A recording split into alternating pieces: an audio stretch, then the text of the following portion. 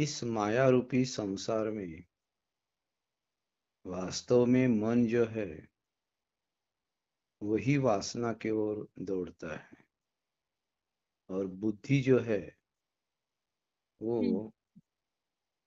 अकारण चर्चा में संसार की बातों में आती है। जब मन पूरा उसमें से विरक्त हो जाएगा ना, तो वासना भी खत्म हो जाएगी, और संसार से जब मन निकल जाएगा तो बुद्धि भी उसमें क्रिया नहीं करेगी। तो उसमें मुक्ति पाने के लिए चार बातें होती है। हम्म। तो वो जो बातें हैं, वो चार बातें ऐसी बताई है अष्टावक्र ने, हम्म। कि पहली बात है जागृति, दूसरी है सुषुप्ति, तीसरी है स्वप्न, और चौथी है तुरिया। जब शरीर से मन और बुद्धि की क्रिया शुरू होती है,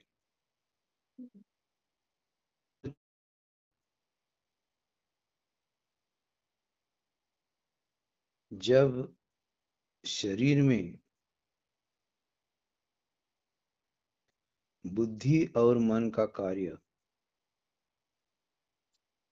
जो जागृति में चलता था हम्म। वो शांत हो जाता है, तब पूरा शरीर सुषुप्त में जाता है।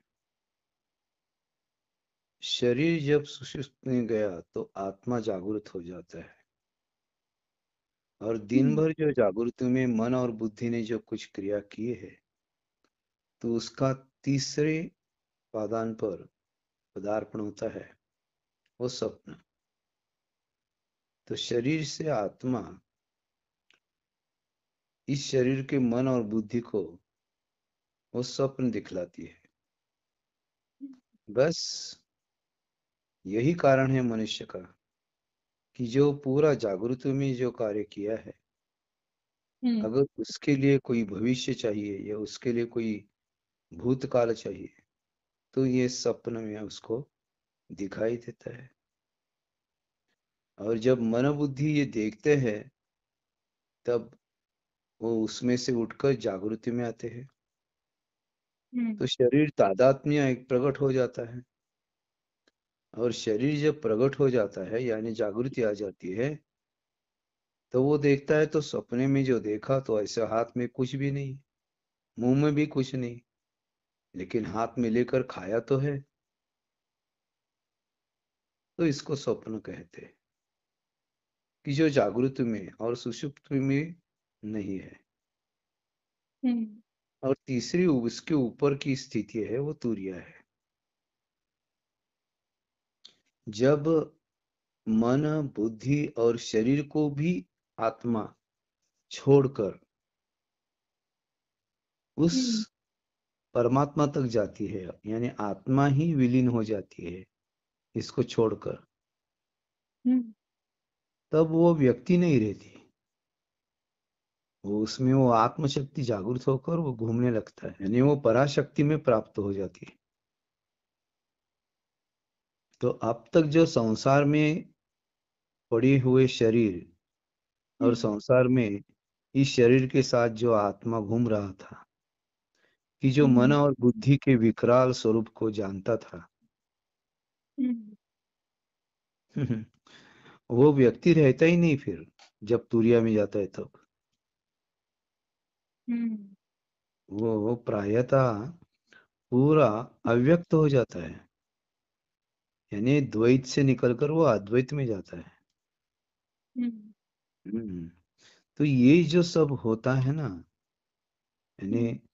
जैसे कि परा पश्यंती वैखरी और मध्यमा, हम्म।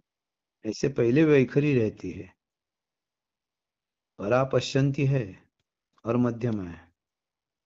हम्म। जब जब परावाणी होती है, तब पश्यंती यानी पिछले सब याद आता है, और पिछला सब हम्म। याद आता है, तो सीधी बात है कि मध्यमा को हम जानते हैं। तो मध्यमा जो है वो जीवित आस्था है, यानी जीवित शरीर है। तो इस जीवित शरीर से मध्यमा कहते हैं। उसके मुंह से जो निकलता है उसको वैखरी कहते हैं। वो जो पहला या आगे का कुछ कहता है तो उसको पश्चंती कहते हैं। और जब वो साधर्म्य पर आता है कि मैं कौन हूं, ये खुद को पूछता है, तब मध्यमा जागृत होती है। ऐसी ये जागृति, सुषुप्ति, स्वप्न और तुर्या, परा, पश्यंती, मध्यमा और वैखरी, इसका जब चलन इस शरीर को माध्यम लेकर चलता है तो दो पल सोचना चाहिए कि इन चारों को छोड़कर ये शरीर है क्या फिर? वो तो मिट्टी में मिलने वाला है। वो निर्माण का हिस्सा हो गया, मिट्टी से ही निकल हो गया। मिट्टी से जो जो निकला वो सब शरीर में गया, और उस शरीर को जिस दूसरे शरीर ने उसमें मन डाला, मन क्यों डाला? तो मन में वासना है इसलिए। और जब वासना उत्पन्न हो गई तब प्राण रई में गए, यानी मिट्टी में मिट्टी मिल गई और वो जीवित हो गई। तो मिट्टी से निकला हुआ पूरा सब जिस शरीर में गया, उस शरीर से जो तैयार हुआ बूंद है वही प्राण रई बन गया। पंच महाभूत से निकली हुई सब स्थिति पदार्थ जब एक जगह कहाँ रुक जाती है, तो रुकने में उसमें गंदापन तैयार होता है, और उस गंदे पानी में जो निकलता है वो सोना होता है। तो ये प्राण और रई जब मिलते हैं वो गंदे पानी में बड़े होते हैं, इसको नरक कहते हैं। तो जिस गर्भ में नरक तैयार होता है पूरा, उस नरक में वो सोना तैयार होता है, और पूरे उस सोने के गहने बन जाते हैं। हाथ, पैर, पाँव, आंख, नाक, सब ये गहने हैं उस सोने के। मूलतः वो सोना था। तब ये सोना जब गहने प्राप्त कर बाहर आ जाता है सृष्टि में, तब वो दृष्टा बन जाता है। दृष्टा यानी दृष्टि से जो मालूम पड़ता है, तब उसको सब कहते हैं ब्रह्म हो गया। ब्रह्म यानी उत्पत्ति। तो यही है उत्पत्ति, स्थिति, लय जो है, इसका जो पूरा चक्र है वो समय से चलता है। तो ये भी चार बातें हैं। जैसे मैंने कहा कि जागृति, सुषुप्ति, स्वप्न और तुरिया, परा, पश्यंती, वैखरी और मध्यमा, वैसे ये भी चार बातें हैं कि ब्रह्म, विष्णु, महेश, यानी उत्पत्ति, स्थिति, लय के बाद क्या है?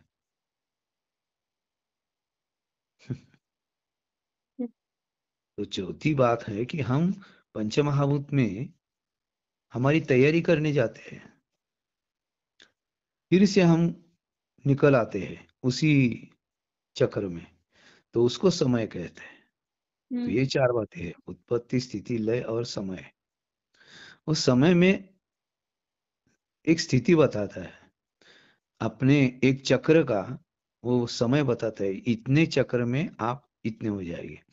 वो चक्र ये है कि बाल, यौवन, गृहस्थ और वृद्ध, ये भी चार है स्थिति। देखो कितनी कितनी देखो गहराई है सब इसमें, कि जब बाल, यौवन, गृहस्थ और वृद्ध हो जाता है, ये चार स्थिति के बाद फिर वो समय में निकल जाता है।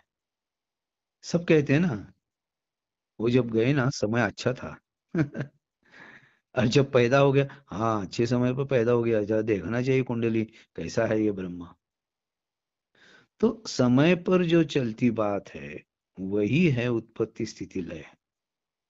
और समय पर वो जो निकल आया है उसके लिए ही ये चार स्थितियां हैं, जागृति, सुषुप्ति, स्वप्न और तुरिया, है ना।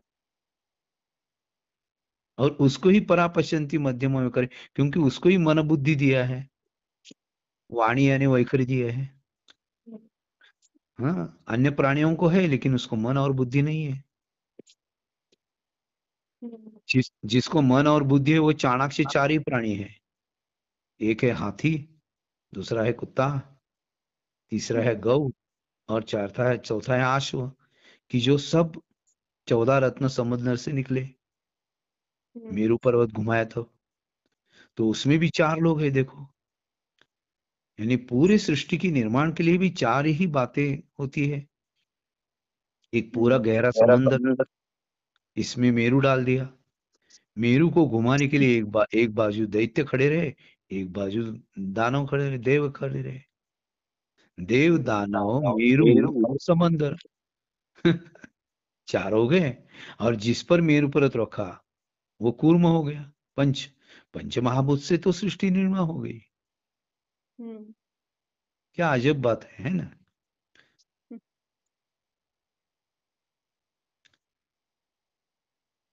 तो ये सब जो सोच है, ये सोच ये सुमंताश्रम जी स्वामी करते हैं। ये अष्टावक्र का नहीं है अभी। ये सब निकाल कर जो सार है, परिपक्वता है, जो मक्खन है, बनाने के लिए ये तैयारी चल रही है। समझ में आ गया आपको? तो ब्रह्म मुहूर्त पर हमको घी चाहिए और हम उसको घुसलन करना चाहिए। वो कोतेकर कहते वैसे, टाकाठाई लोणी घुसळणी पाही। तो जो ताक है, जो दूध है, दही है, ये पदार्थ है। इनके भी 5 प्रक्रिया, 4 प्रक्रिया है। पहले दूध है, बाद में उसका दही बनता है, दही बन के बाद उसमें घुसड़न होती है, तो उसमें छाछ भी बनता है, मक्खन भी बनता है। क्या बात है। तो एक दूध में से 4 प्रक्रिया होने के बाद उस मक्खन को अगर ऊर्जा देते, हम अग्नि पर रखते, तो ये तत्व बन जाता है। हाँ, वो जो घी है वो तत्व है। तत्त्वम असि।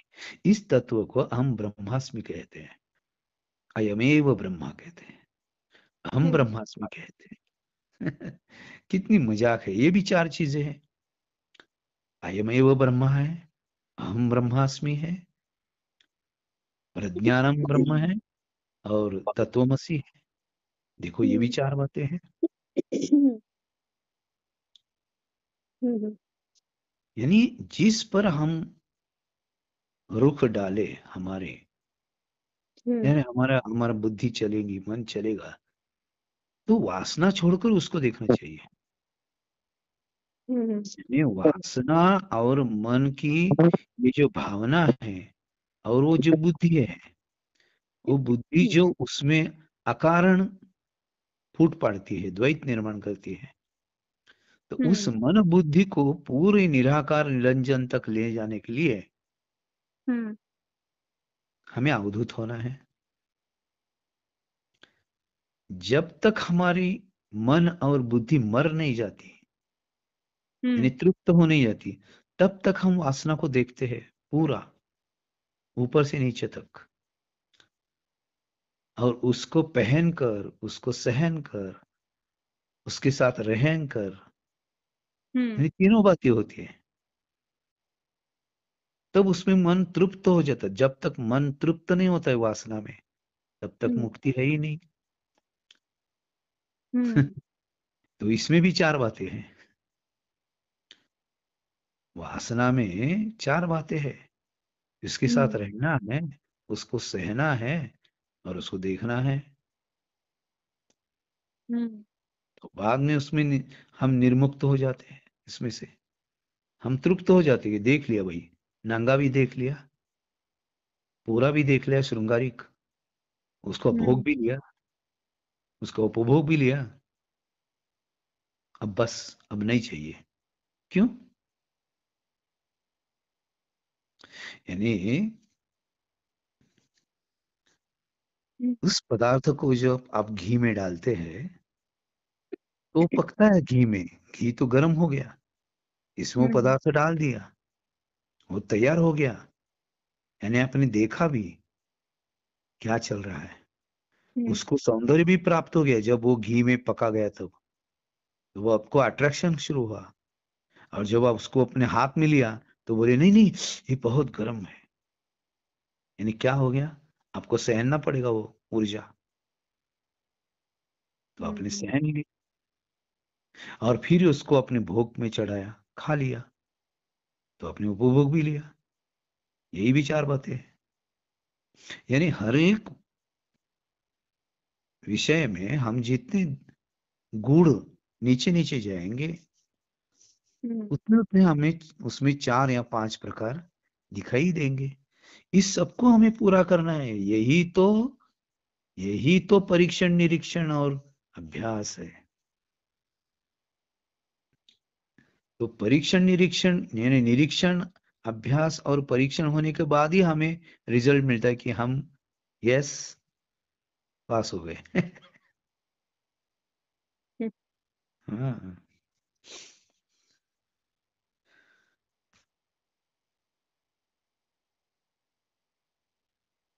समझ में आया कि दशहरा की सब स्वामी भक्तों के लिए ये अभिनव संदेश की योजना।